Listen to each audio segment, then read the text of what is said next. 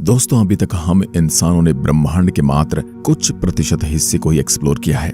आज भी ब्रह्मांड का 95% से ज्यादा हिस्सा इंसानों की नजर से दूर है। खोज करना मानव की फितरत है। इसके लिए वह किसी भी हद तक जा सकता है। तभी तो मानव उस चीज को खोजने में जुटा है जिसका कोई अंत नहीं। वह है हमारा अनंत ब्रह्मांड। आज देखा जाए तो हमारे ही बनाए गए अंतरिक्ष यान पृथ्वी से अरबों किलोमीटर दूर एक ऐसी अनजान दुनिया में है जहां घोर अंधेरे के अलावा कुछ नहीं है। आज से करीब 46 साल पहले 5 सितंबर 1977 को लॉन्च किया गया वॉयेजर अंतरिक्ष यान को। वैसे इस अंतरिक्ष यान का नाम वॉयेजर 1 है, लेकिन इसे वॉयेजर 2 के 15 दिन बाद लॉन्च किया गया था। यह इंसानों द्वारा बनाया गया पहला ऐसा अंतरिक्ष यान है जो हमसे यानी हमारी पृथ्वी से सबसे ज्यादा दूरी पर मौजूद है। इस अंतरिक्ष यान ने शनि की यात्रा की। उनके चंद्रमाओं की ऐसी तस्वीरें हमारे पास पहुंचाई जो वाकई में हैरान करने वाली थी। आज यह ब्रह्मांड की अनंत गहराइयों के अंदर रिसर्च कर रहा है। आखिर इसने अभी तक ब्रह्मांड में क्या देखा, और सबसे बड़ा सवाल कि आखिर यह हमसे कब तक कनेक्टेड रहेगा, उसके बाद इसका क्या होगा। आप देख रहे हैं फ्यूचर साइंस यूट्यूब चैनल। ऐसे वीडियोस के लिए हमारे फ्यूचर साइंस चैनल को सब्सक्राइब करें। दोस्तों, बात है आज से लगभग 46 साल पहले की। तारीख थी 5 सितंबर 1977। एक ऐसे जाबाज मुसाफिर को पृथ्वी से अंतरिक्ष की ओर रवाना किया गया जिसका मकसद था सौरमंडल के बाहरी ग्रह जुपिटर और शनि, साथ ही इनके चंद्रमा और वलयों की स्टडी करना। इन सब उद्देश्यों को लेकर यह अंतरिक्ष यान अपनी मंजिल की ओर चल पड़ा। वॉयेजर अंतरिक्ष यान केवल मिशन ही नहीं बल्कि अपने साथ मानव जाति का एक ऐसा संदेश ले जा रहा था ताकि ब्रह्मांड में यात्रा करते समय किसी अन्य सभ्यता को यह संदेश मिल सके कि यह मानव जाति द्वारा भेजा गया संदेश है। यह संदेश इसके अंदर लगे ग्रामोफोन के अंदर रिकॉर्ड है। इसमें धरती के कुछ वीडियो और साउंड भरे हैं। ये ग्रामोफोन तांबे के डिस्क से बने हैं जो करीब 1 अरब साल तक सही सलामत रहेंगे। एलियन सभ्यता के लिए मानव जाति का एक मैसेज है। रफ्तार के मामले में यह अंतरिक्ष यान वॉयेजर 2 से काफी ज्यादा फास्ट था। इस वजह से यह अंतरिक्ष यान एस्टेरॉयड बेल्ट के क्षेत्र को वॉयेजर 2 से पहले पार करने में कामयाब रहा। अंतरिक्ष में लंबी यात्रा करने के बाद यह मुसाफिर 5 मार्च 1979 जुपिटर प्लैनेट के करीब पहुंचा। इस यान ने बृहस्पति, उसके चंद्रमा और वलयों की हाई रेजोल्यूशन फोटो कैप्चर करके धरती पर भेजी। इस यान द्वारा बृहस्पति के चुंबकीय क्षेत्र विकिरण की भी जानकारी मिली। इसने अपनी यात्रा के दौरान जुपिटर के मून आयु पर सबसे महत्वपूर्ण और चौंका देने वाली खोज की। अंतरिक्ष यान ने आयु चंद्रमा पर ज्वालामुखी होने की पुष्टि की, जो इस बात की ओर इशारा करती है कि प्लैनेट की तरह ही मून का भी एक्टिव इंटीरियर हो सकता है।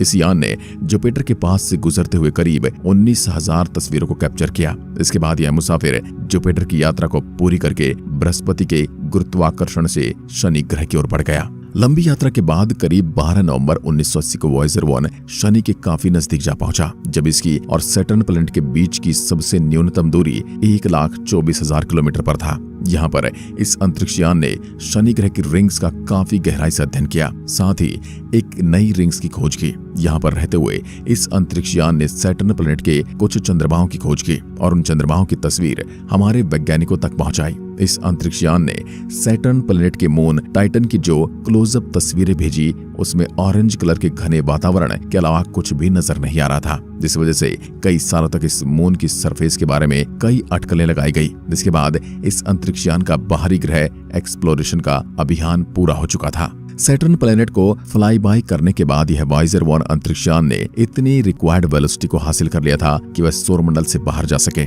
इसके बाद यह मुसाफिर चल पड़ा था इस सुदूर अंतरिक्ष की गहराई में। इस मुसाफिर को कुछ नहीं पता था कि आगे मेरे साथ क्या होने वाला है। इस अंतरिक्ष यान ने जाते वक्त अपने कैमरे को अंतिम बार पृथ्वी की ओर घुमाया था और एक पृथ्वी की तस्वीर कैप्चर की। अभी जो आप मोबाइल स्क्रीन पर ये ब्लू डॉट देख रहे हैं, ये हमारा नीला ग्रह पृथ्वी है, जिसमें हम करोड़ों इंसान रहते हैं। इस बात से आप अंदाजा लगा सकते हैं कि हम इस अनंत ब्रह्मांड में कितने बड़े हैं और क्या है हमारा अस्तित्व। उस वक्त ऐसा लग रहा था कि वॉयेजर अंतरिक्ष यान पृथ्वी की तरफ देखकर हमें अलविदा कहने की कोशिश कर रहा है। इस तस्वीर को 14 फरवरी 1990 को वॉयेजर प्रथम अंतरिक्ष यान द्वारा पृथ्वी से 6 अरब किलोमीटर की दूरी से लिया गया था। वॉयेजर 1 अंतरिक्ष यान ने 2012 में हमारे सौरमंडल की बाउंड्री यानी कि हेलोस्फीयर को पार करके इंटरस्टेलर स्पेस में प्रवेश किया था। इसने 121 एस्ट्रोनॉमिकल यूनिट की दूरी से इंटरस्टेलर मीडियम में प्रवेश किया था। इसी के साथ ही यह इंटरस्टेलर स्पेस में प्रवेश करने वाला पहला अंतरिक्ष यान बन गया। वहीं इसका जुड़वा मुसाफिर वॉयेजर 2 को इंटरस्टेलर में प्रवेश करने में और 6 साल लग गए। वॉयेजर 2 अंतरिक्षयान ने नवंबर 2018 में इंटरस्टेलर अंतरिक्ष में प्रवेश किया था। अब दोस्तों, ये इंटरस्टेलर स्पेस है क्या? चलिए इसके बारे में आपको थोड़ा आसान भाषा में समझाते हैं। दोस्तों, सूर्य से बाहर की ओर बहने वाली हवाओं से सौरमंडल के चारों ओर एक बुलबुले जैसा घेरा बना हुआ है। इसके घेरे को हेलोस्फीयर और इसकी सीमा से बाहर के अंतरिक्ष को इंटरस्टेलर मीडियम यानी ISM कहा जाता है। यहाँ पर सूर्य के गुरुत्वाकर्षण का प्रभाव खत्म हो जाता है, यानी यहाँ पर एक तरह से एक बहुत बड़ा बबल बना हुआ है जो चारों तरफ से हमारे सौरमंडल को घेरे हुए है। यहीं पर सूरज से आने वाली आग की लपटें और बाहर से आने वाली खतरनाक विकिरण का सामना होता है और यही बबल हमारे सौरमंडल को खतरनाक विकिरणों से बचाता है। इसे इंटरस्टेलर स्पेस से भी कई ऐसी जानकारियां भेजी गई जो हमारी समझ से बहुत ज्यादा अलग थी। यहाँ तक किसी ने इंटरस्टेलर स्पेस से एक साउंड को रिकॉर्ड किया जो सुनने में काफी डरावना था। आप भी सुनिए उस साउंड को।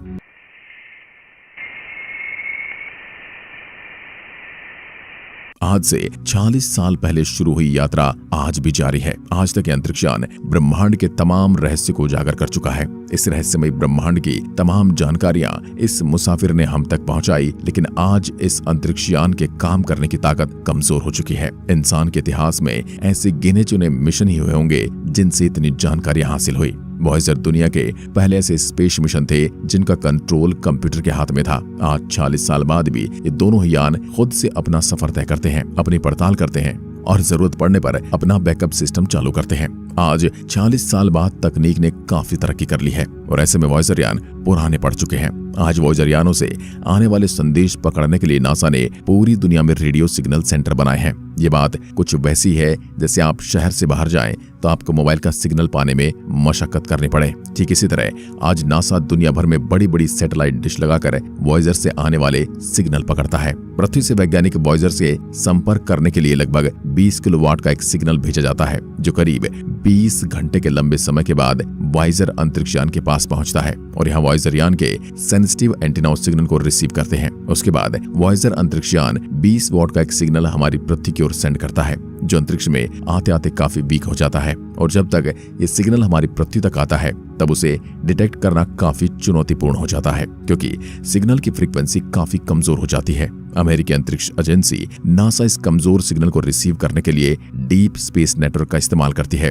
जिसके जरिए वैज्ञानिक वॉयेजर से संपर्क बनाए हुए हैं। इस मिशन की शुरुआत से जुड़े हुए वैज्ञानिक बताते हैं कि आज वॉयेजर एक ब्रह्मांड में इतनी दूर है जहां शून्य, अंधेरे और सर्द माहौल के सिवा कुछ भी नहीं है। हमें बहुत सावधानी से वॉयेजर मिशन को जारी रखना है। इसके पुराने पड़ चुके यंत्र बंद किए जा रहे हैं, दोनों के कैमरे बंद किए जा चुके हैं क्योंकि अंतरिक्ष में घुप अंधेरा है, देखने के लिए कुछ भी नहीं है। बिजली बचाकर वॉयेजर को सर्द अंतरिक्ष में गर्म बनाए रखा जा रहा है। इसके साथ ही वॉयेजर अंतरिक्षयान के कम जरूरी सभी उपकरणों को बंद कर दिया गया है। वॉयेजर 1 अंतरिक्षयान के केवल 4 ही उपकरण ऑन हैं जिनका इस्तेमाल मैग्नेटिक फील्ड और सोलर विंड से जुड़े डेटा इकट्ठा करने और उन्हें पृथ्वी पर भेजने में किया जाता है। साथ ही वॉयेजर 1 और हमारे बीच कम्युनिकेशन स्थापित करने के लिए किया जाता है। वर्तमान समय में अंतरिक्षयान हमारी पृथ्वी से 159 एस्ट्रोनॉमिकल यूनिट की दूरी पर स्थित है। एक एस्ट्रोनॉमिकल यूनिट में लगभग 15 करोड़ किलोमीटर होते हैं। आखिर हम कब तक इस अंतरिक्षयान से संपर्क स्थापित कर पाएंगे? दोस्तों,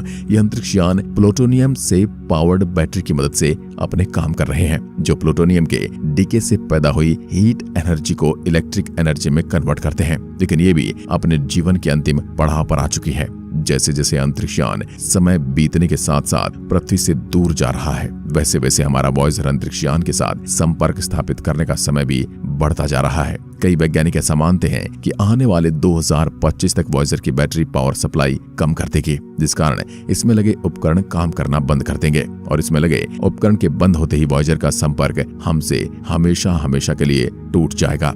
संपर्क टूटने के बाद भी यह मुसाफिर इस रहस्यमय ब्रह्मांड में यात्रा करता रहेगा। इसके बाद न तो हम इससे संपर्क कर पाएंगे और न ही वॉयेजर कभी हमसे जुड़ पाएगा। इसके पश्चात यह मुसाफिर विशाल ब्रह्मांड में खो जाएगा। मगर जिस दिन वॉयेजर से संपर्क टूटेगा वह लम्हा हमारे लिए किसी शौक से कम नहीं होगा और इस अंतरिक्ष मुसाफिर का सफर हमें हमेशा हमेशा के लिए याद रहेगा। दोस्तों, आज के इस वीडियो में बस इतना ही। इसके साथ ही एक लाइक तो बनता है वॉयेजर अंतरिक्षयान के लिए। धन्यवाद। जय हिंद, जय भारत।